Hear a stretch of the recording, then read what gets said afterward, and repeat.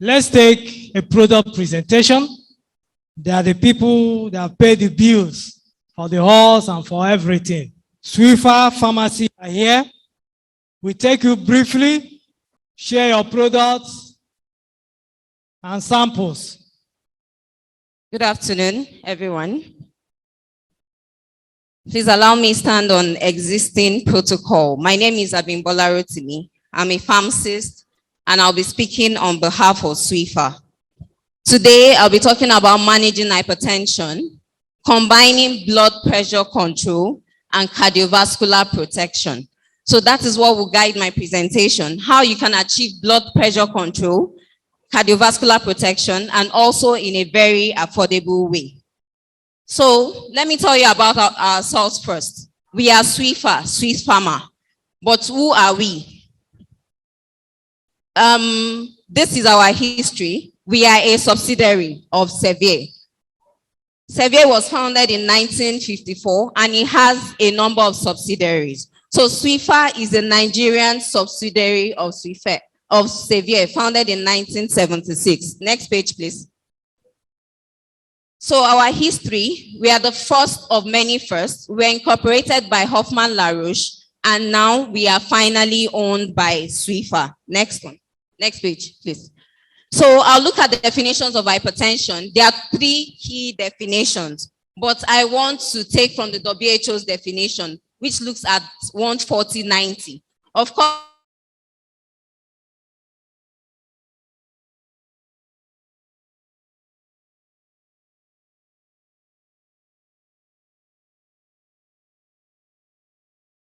looking at WHO's worldwide epidemiology, the age of, perfect, thank you.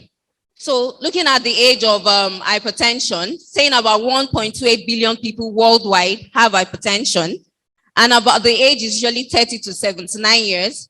And then 2/3 of these people live in low-income countries like ours.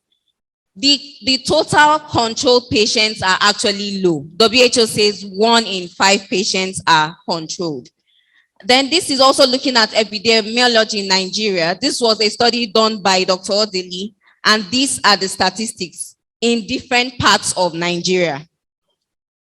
The pathophysiology of hypertension, I will not go through this so much. Of course, we know that it can be primary or secondary. We are the key custodians of that. Then looking at the guidelines that we refer to, the ACC ESC guidelines, the JNC 8 guidelines. I'll be making reference to each of these guidelines in my presentation. And then recommended BP goals according to JNC 7, JNC 8, and the ACC guidelines.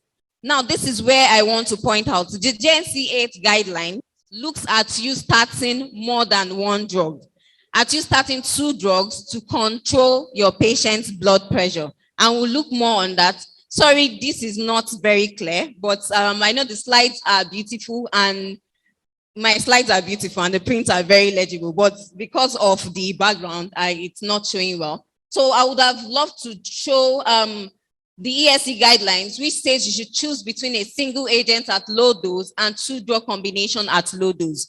So a lot of guidelines support the use of fixed dose combination in patients.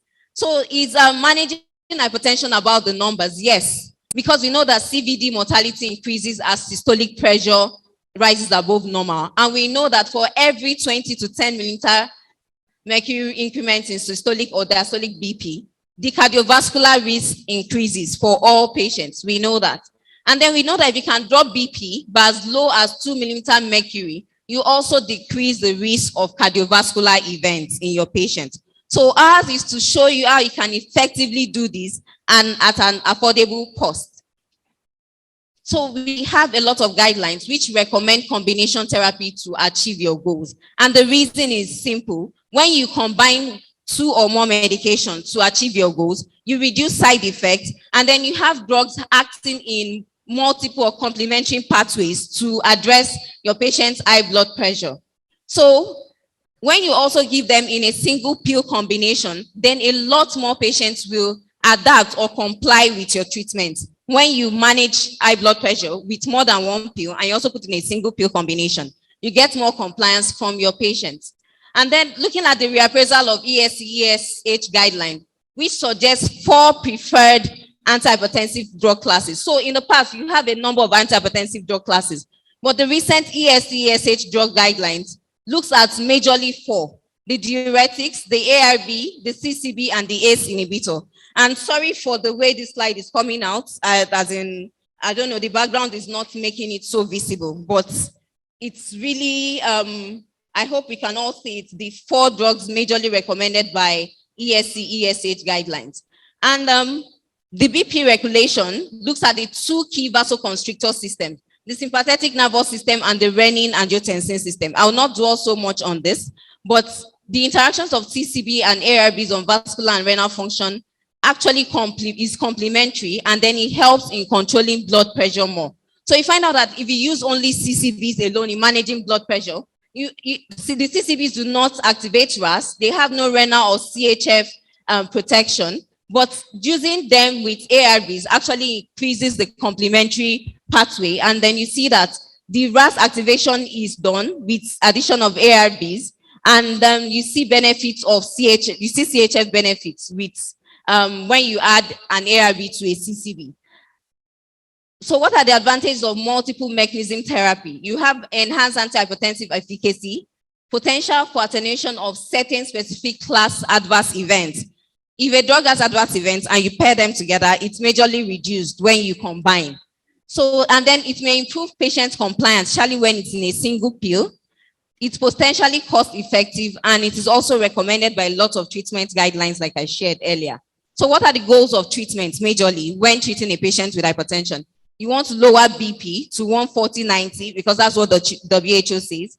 You also want treated BP to 130/80 in most patients. So in all patients, you want to get to 140/90.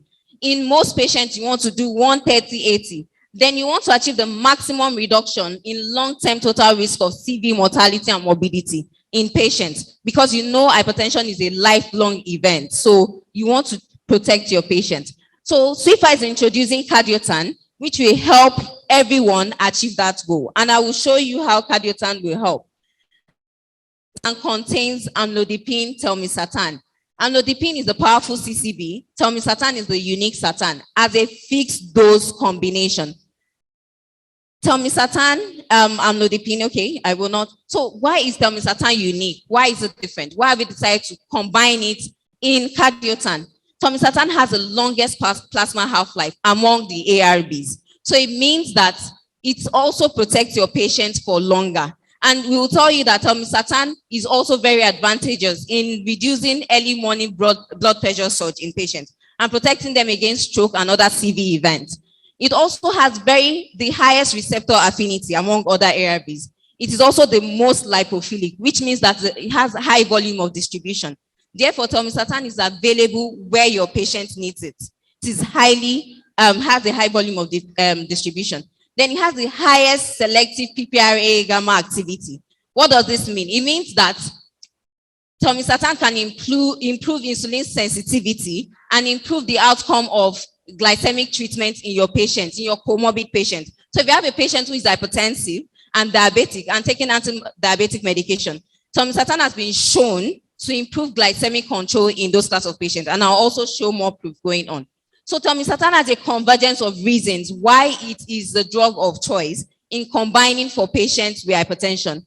One, it has a half-life about 24 hours, which has mentioned, high volume of distribution, the PPAR gamma activity is activated, then the trial peak ratio is high, and this defines how effective it is in controlling blood pressure.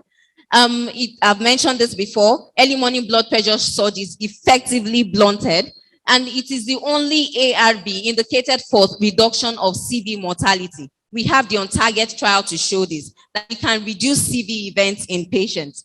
Then it requires no dosage modification in your renal compromised patients. No, free from drug-drug interaction because of its mode of elimination. And like I mentioned, it's safe in renal cases. It's also the most studied of the ARBs. So you are assured of its efficacy and safety. So that's one of the constraints of telmisartan. And these are the studies that proves the protective benefit of telmisartan. So I'll just skip to this. So these are the indications for telmisartan, and we also have the plain telmisartan as SWIPHA. And later, I know part of your questions will be the cost. I can assure you that it is the most affordable brand of telmisartan in the market. For amlodipine, amlodipine is not new to us all. I don't need to introduce amlodipine, but it also has a wealth of CV outcome data to show its strength and its importance in reducing CV events in patients. So it's also indicated for as a first-line antihypertensive and all this. These are the indications. So we also have our SWIPHA amlodipine separately. But then we advocate for single pill combination, which we know that will improve compliance. And then when you use it together in patients, it also reduces some side effects. So cardiotan is combined to deliver unique control with two agents with the longest half-life in their class. So we have the combination of telmisartan and amlodipine in cardiotan, which is uniquely combined to deliver control in blood pressure. It also has unique protection. I mentioned it reduces early morning blood pressure surge. And this has been shown to reduce incidence of stroke and other CV events because the last 6 hours, last 6 crucial hours in the morning, cardiotan is protecting your patients adequately because it has a very long half-life. Telmisartan in cardiotan reduces the decline of GFR. Therefore, it is renal protective to patients. It also has unique protection. The strong thing about cardiotan is that it gets your patients to target faster. The highest blood pressure reduction you will get with cardiotan, you see it in your patients in 2 weeks.